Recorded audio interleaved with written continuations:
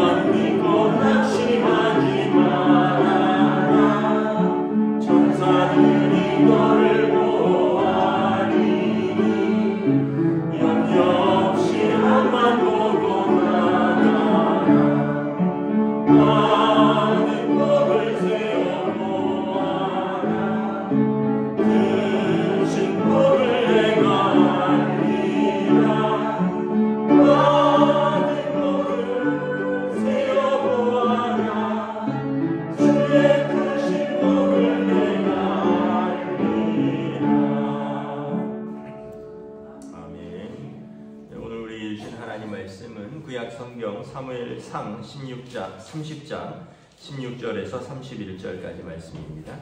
사무엘상 30장 16절부터 31절까지 말씀입니다. 다 찾으신 줄 알고 저 여러분들이 한 절씩 교도하도록 하겠습니다. 사무엘상 30장 16절에서 31절입니다. 그가 다윗을 인도하여 내려가니 그들이 온 땅에 편만하여 블레셋 사람들의 땅과 유다 땅에서 크게 약탈하였으므로 말미암아 먹고 마시며 춤추는지라. 다윗이 새벽부터 이튿날 저물 때까지 그들을 치매 낙타를 타고 도망한 소년 400명 외에는 피한 사람이 없었더라.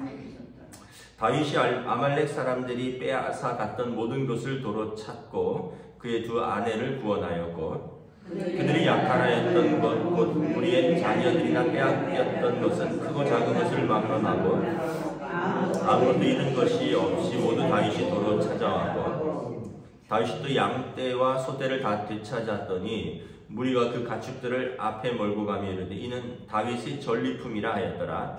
다윗이 점이 피곤하여 능히 자기를 따르지 못하므로 부솔시대에 머물게 한 200명에게 오매 그들이 다윗과 그와 함께한 백성을 영접하러 나오는지라.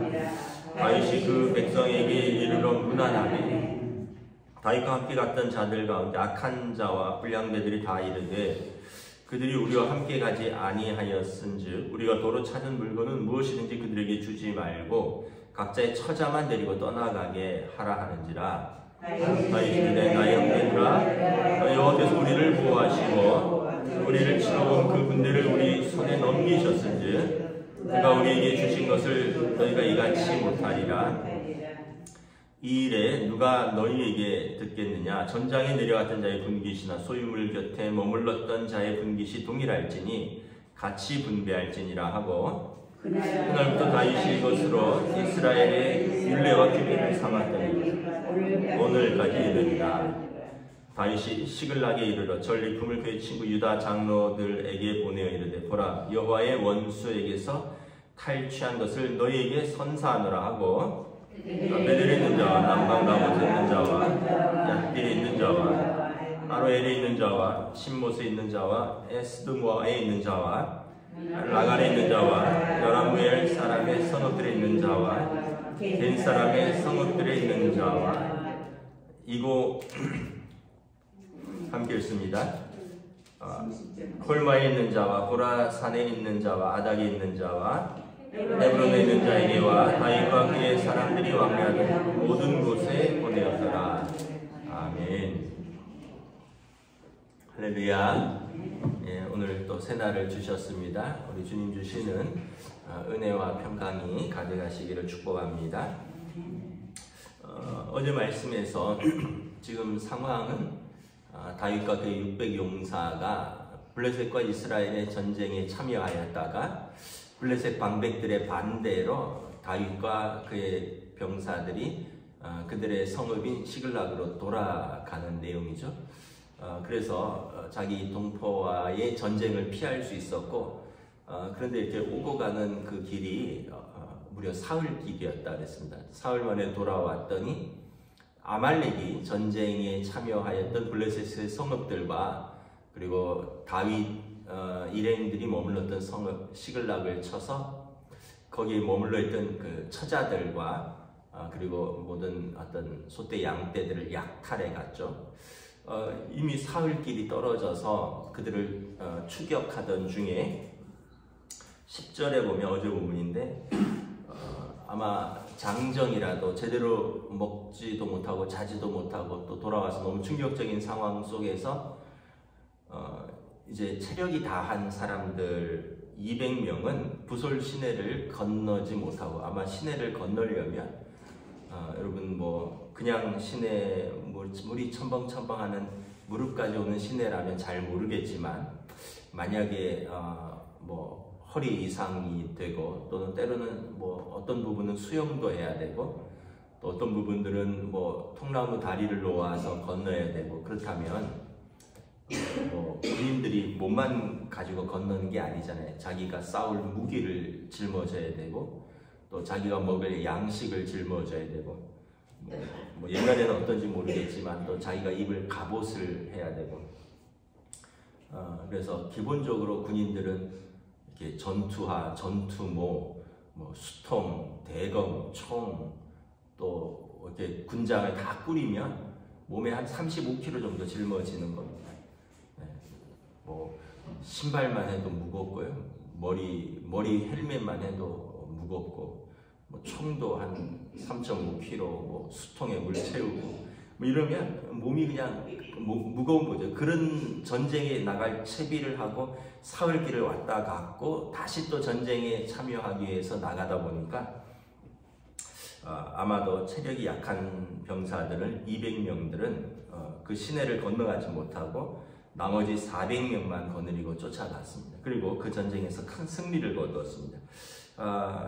17절에 보면 새벽부터 이튿날 저물 때까지 거의 만 이틀간의 전쟁을 치루었고 그 아말렉에서 도망한 사람들이 낙타를 타고 도망한 사람들이 한 400명 정도 된다. 다윗의 군대가 400명이었으니까 이 사람들이 도망한 사람이 400명이었다는 얘기는 아말렉의 군대는 뭐 최소 서너 배에서 많게는 10배가량 더 많았다고 볼 수 있는 거죠. 도망한 사람만 400명이니까. 그리고 하나님의 은혜로 빼앗겼던 것들, 처자들, 여기 이제 18절에 보면 두 아내도 다 구원하였고, 또 그들에게 약탈 당하였던 무리의 자녀들은 물론이거니와 그들이 빼앗겼던 소와 양, 뭐 가축들 다 되찾았고요. 20절에 보면 그것들 외에 아말렉의 그 양과 소와 가축들을 또 전리품으로 빼앗았습니다.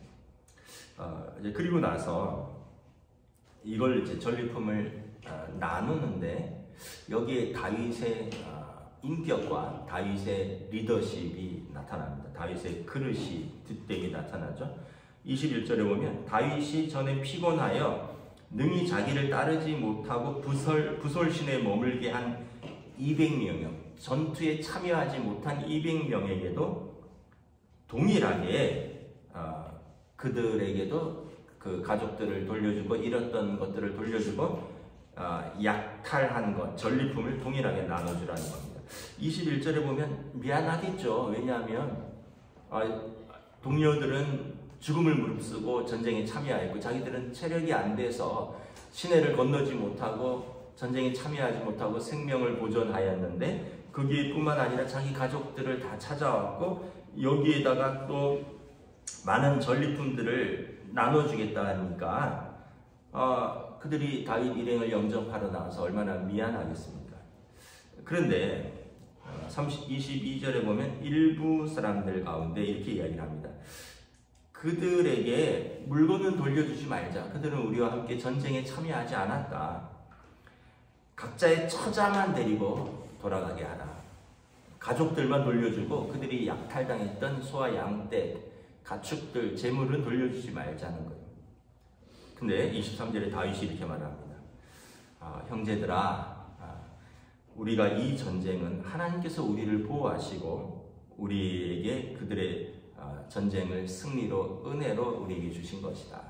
그리고 그들에게 우리 이것을 동일하게 분깃으로 이제 나누어질 줄지니라. 여러분 우리가 일반적으로 보면 어떤 면에서 보면 그 참여하지 않은 자에게 어떤 전리품을 동일하게 나눠주는 것은 어쩌면은 상식적인 것은 아닐 수도 있어요. 왜냐하면 세상은 아니 수고하지 않은 자에게 뭘 나눠주느냐, 무노동 무임금이다. 전쟁에 참여하지 않은 자에게 왜 처자만 돌려주는 것만 해도 감사하지, 뭐 가족들 그들의 잃은 재산까지 다시 돌려주고 또 우리가 싸워서 얻은 전리품까지 나눠주느냐. 다윗은 그렇게 말하지 않습니다. 그들은 우리 형제들이다. 23절에 나의 형제들아. 여러분 우리가 생각할 때 항상 이제 우리가 가족이라는 생각을 하면 그렇게 할 수가 없겠죠. 아까 부솔시대에 남겨준 사람들은 비겁한 사람들이다. 또는 뭐 그들은 자기 생명을 구하려고 일부러 뭐 전쟁에 참여하지 않았다. 만약에 그렇게 여긴다면 이 전쟁이 끝나고 이 200명을 잃어버리는 겁니다. 이 군사와 그들의 가족들을 잃어버리는 거예요. 그런데 다윗이 이들도 우리의 형제들이다. 여러분 가족들이 만약에 식사하는데 뭐 예를 들면 이제 저희 가족이 5명인데 지금 둘은 군대 가서 없지만 뭐 다 있을 때를 얘기해요. 뭐 저녁에 뭐 치킨을 튀겼어요. 근데 뭐 큰아들이나 작은아들이 한 명이 학교에서 늦게 온다고 쳐요. 야 우리 안 왔으니까 다 먹으라 다. 그러면 여러분 가족인가요? 한 명 안 왔지만 얘 몫은 남겨두고 먹어라. 이게 여러분 정상적인 가족이죠. 먹을 때 쥐가 안 나타났으니까 먹을 자격이 없다. 남은 사람들이 다 먹어라. 만약에 그런다면 일단은 혹시나 자녀들은 그럴 수 있을 때도 형제들도 그러면 안 되고, 그렇게 되면 또 부모가 그렇게 얘기하면 안 되겠죠. 아니다. 형 몫은, 오빠 몫은 남겨두어라. 이게 여러분 부모의 또 그릇이고, 또 이게 형제들 가족들의 말입니다. 여러분 부솔신에 아까 말씀드렸죠. 전쟁에 참여하지 못한 200명은 어떤 마음일까요? 미안한 마음이겠죠. 물론 그 중에 뭐 아주 한두 사람 내지는 또 몇십 명은 전쟁이 두렵고 또 힘들고, 그래서 그런 과정 속에서 혹시나 편승해서 남아 있었던 사람이 있었을 수도 있어요. 그럼에도 불구하고 이 사람들을 가려내서 이 사람들은 안 된다, 안 준다 이러면 이거는 어떤 거예요? 세상의 논리입니다. 하나님께서는 오늘 성경은 그런 사람들을 뭐라고 가리키냐면 22절에 악한 자와 불량배들이라고 이야기합니다. 형제들을 외면하는 자, 약한 자들. 그래서 약한 자들이 그들이 성취하지 못한 것들을 그들에게 돌려주지 않고, 쉽게 얘기하면 강한 자, 성취한 자만이 그 몫을 차지하는 세상을 하나님의 관점에서 보면 가족을 또는 형제를 외면하는 자, 악한 자와 불량배들이라고 이야기합니다. 근데 여러분, 세상의 논리가 그렇습니다. 세상의 논리가 능력 안 되면 너는 굶어라, 실력 안 되면 너는 갖지 마라. 이 세상의 논리예요. 성경의 논리는 그렇지 않습니다. 여러분, 예수님께서 비유를 드셨을 때 오후 5시에 일터에 참여한 자의 비유에 대해서 말씀하십니다. 어떤 주인이 일꾼들을 찾으러 인력시장에 나갔는데 아침 9시에 사람들을 일이 없어서 노는 사람들에게 일당을 약속하고 데려왔어요. 그리고 12시에 정오에 나가보니까 또 여전히 일이 없어서 놀고 있는 사람들이 있어요. 그 사람들도 너에게 얼마를 주겠노라 하고 데려왔어요. 오후 3시에 갔는데 여전히 일 못하고 일거리를 찾지 못하고 노는 사람들이 있어서 그들도 데려왔어요. 오후 5시에 갔는데 6시에 일은 마침인데 5시에 갔는데도 여전히 일거리를 찾지 못하고 있는 사람들이 있어요. 그래서 그 사람들을 데리고 갔어요. 그리고 돌아갈 때 5시에 온 사람부터 계산을 해주죠. 5시에 온 사람에게 1시간 일했는데 약속한 하루치의 일당을 주는 거예요. 그러니까 이제 오전 9시나 12시에 온 사람들이 기대를 잔뜩 하는 거예요. 야, 참 주인이 마음도 좋다, 야. 마지막 늦게 오후 와서 1시간 일한 사람, 오후 3시에 와서 3시간 일한 사람도 저 주인이 부자고 마음이 좋아서 저렇게 일당을 다 주는 걸 보니 아침 일찍 9시부터 온 사람들, 그래도 정오에서부터 온 사람들, 우리는 2배는 주지 않겠느냐. 근데 주인이 동일하게 하루치 일당을 주죠. 그 사람들이 항의하죠. 아니, 저 사람은 1시에 1시간 일하고 저 사람은 오후 3시에 와서 3시간 일했는데 우리는 아침 9시부터 와서 일했는데 왜 우리한테 더 주지 않느냐. 주인이 뭐라 그러죠? 내가 당신에게 약속한 것을 덜 주었느냐. 내가 당신에게 약속한 것을 내가 주었노라. 이것은 내 영역이다. 내가 당신에게 약속을 어긴 적이 없다. 당신은 당신의 몫을 받으라. 이것은 이제 하나님 나라의 비유입니다. 하나님 나라의 비유. 먼저 된 자가 나중 될 수 있고 나중 된 자가 먼저 될 수 있다. 유대인이 먼저 말씀을 받았고 유대인들이 먼저 약속을 받았으되 그들이 그 언약에 제대로 참여하지 못하고 이방인들이 그 언약을 붙들어서 오후 5시에 어떻게 보면 들어온 자가 하나님 나라의 백성이 된 것처럼 하나님 나라는 은혜로 가는 것이다 라는 것을 보여주는 것이죠. 제가 미국에 살 때 집에 무슨 큰 이사 같은 거를 하거나 뭐 냉장고 같은 우리 하면 이제 그걸 냉장고를 우리가 옮길 수는 없잖아요. 남자는 이제 그때 아이들이 아주 초등학교 막 다니고 이럴 때인데 이제 저 혼자 옮길 수 없으니까 제가 이 상황을 알고 있어요. 인력시장에 갑니다. 이제 한인타운 어디 이렇게 가면 이제 남미에서 이렇게 넘어온 사람들 대부분 불법 이민자들인데 이 사람들이 거기서 이렇게 그 공터 같은데 담배 피우면서 이렇게 앉아 있어요. 한국 사람들이 나타나면 손을 막 들어요. 손을 막 드는데 이유가 뭐냐면 우리를 데려가서 써달라는 거예요. 그 당시 이제 시간당 임금이 7.5불이었습니다. 캘리포니아가.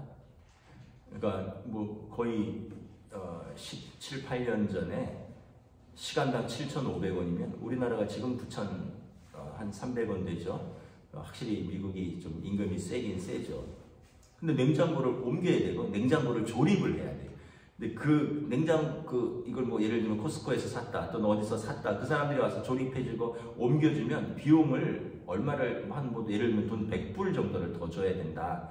그런데 인력시장에서 그 사람들 2명을 사면 그 사람들한테 2시간치만 주면 되는 거예요. 그 사람들이 와서 설치해주고 이러면 뭐 쉽게 얘기하면 두 사람이면 15불 넉넉하게 줘서 10불씩 줘서 20불만 주면은 할 수 있으니까 사람들을 사러 나가는 거죠. 내가 이렇게 갔는데 아니 한 수십 명이 내가 일하러 가겠다고 손을 드는 거예요. 마음이 참 짠하더라고요.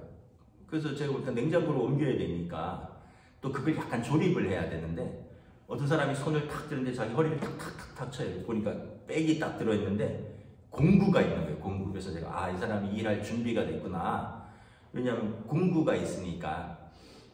그런데 이 사람을 하고 다른 사람을 딱 고르려고 하는데 냉장고 옮기려면 등치가 좋아야 되잖아요. 근데 그 사람이 나보고 아미고 막 이러는 거예요. 누구냐 했더니 아미고는 친구라 그러거든요. My friend이라는 내 친구도 데리러 가겠다. 근데 처음에 제가 선택한 사람은 등치도 좋고 힘도 세게 생긴 사람. 근데 친구는 이거는 저보다도 힘을 못 쓰게 생겼어요. 제가 등치는 작지 않지만 힘은 잘 못 쓰거든요. 허리도 안 좋고 뭐 일단 일에 대한 감각이 없어서 좀. 근데 이 친구는 저보다도 호리호리한 데다가 일 딱 봐도 이 힘을 못 쓰게 생겼어요.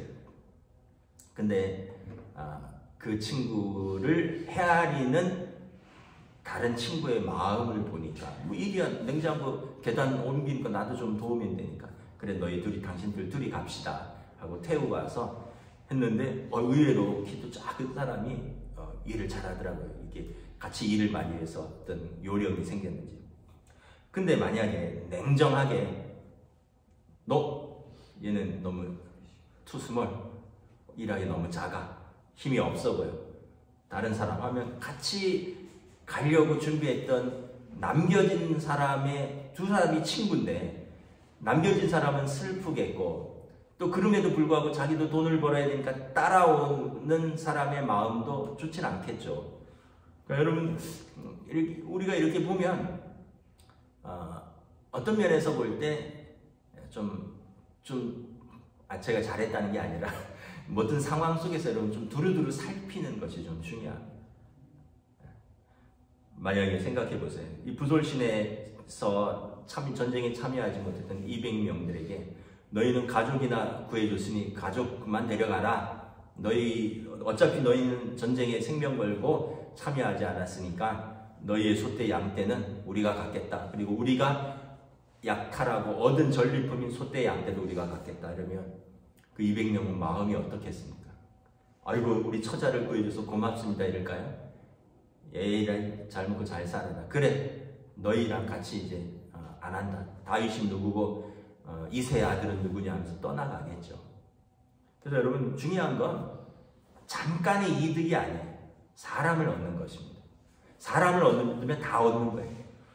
그 부솔신의 200명의 마음을 상하지 않게 하면 그 사람들은 다 다윗의 군사들이 되는 거예요. 근데 다윗이 그러지 않았다면 그 양과 소떼를 조금 더 가질 수는 있겠죠. 전쟁에 참여한 사람이. 그리고 이 200명과 그들의 가족들은 잃어버리게 되는 것입니다.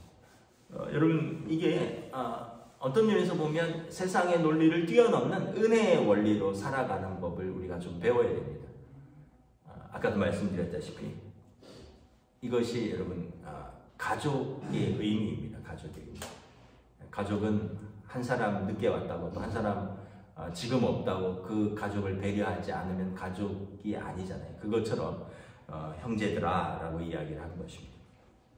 예수님께서 로마서 3장에 보면 하나님께서 우리를 구원하시는 원리에 대해서 이렇게 말합니다.